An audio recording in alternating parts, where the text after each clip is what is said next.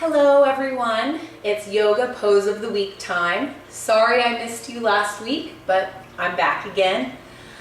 My name is Aubrey Monk Warren, Teen Beachbody Coach, resident yogi for Rockstar Presenters. You can find me at www.bootyshakenyogi.com or www.rockstarpresenters.com. We're always here to help you with all of your fitness and nutritional needs. But back to the pose of the week. So we've been breaking down the poses of our sun salutation, which the majority of yoga practices are based around this series of poses.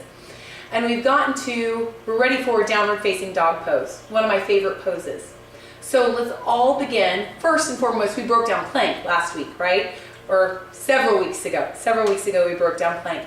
Plank is a good starting position for our form and foundation for downward facing dog. So let's all find plank position.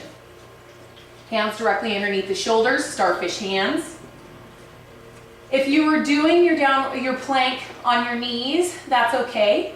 But just for today, let's do our best to tuck our toes and lift our knees up off our mats. So without moving your hands or your feet, I repeat, without moving your hands or your feet, press back into downward facing dog. Pull your belly button into your spine, up and under your rib cage. Pull your shoulders away from your ears, let your head and neck relax. Lift your tailbone.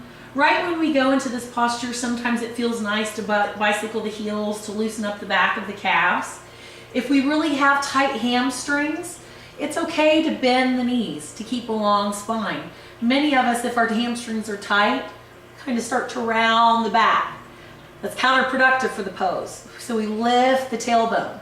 Long spine, long legs, or bent knees. It's okay. But notice how my spine is long. There's no curvature in my spine here. Excellent. Benefits of this posture, it's actually an inversion. So the head is below the heart, which helps release serotonin. So let's take a couple deep breaths here.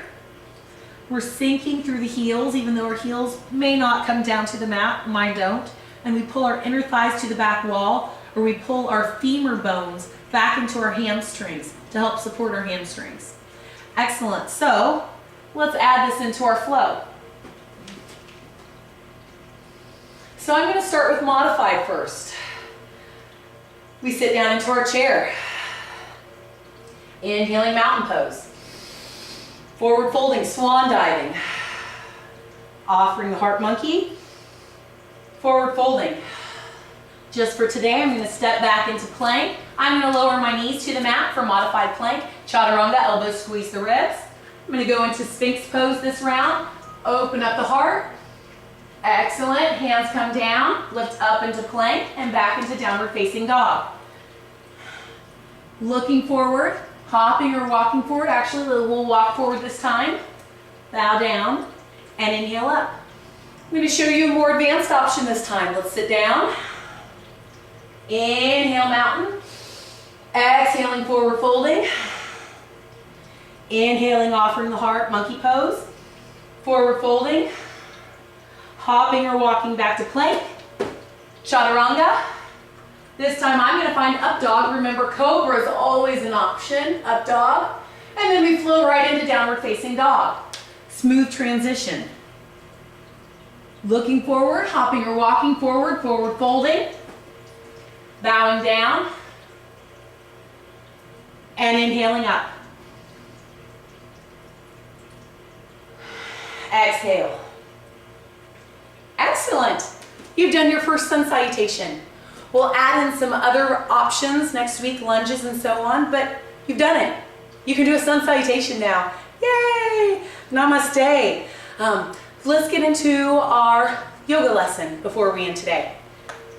I'm breaking into my Yoga Sutras, going a little bit into the philosophy.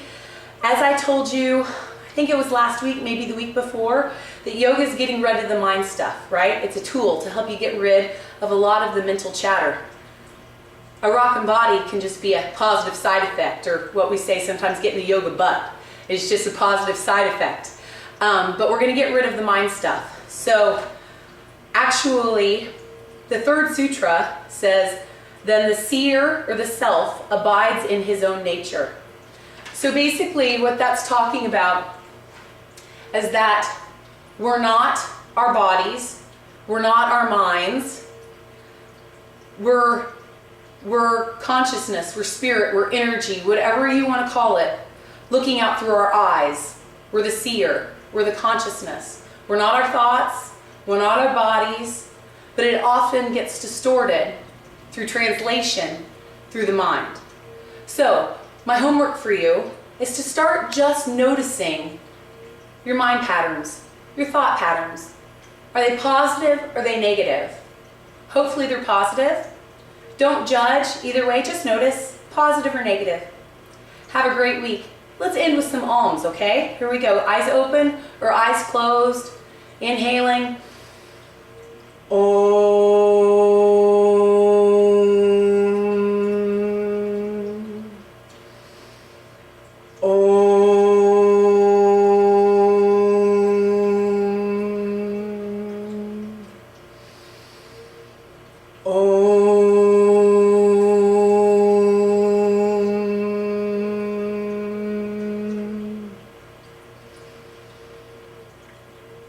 Have an awesome week.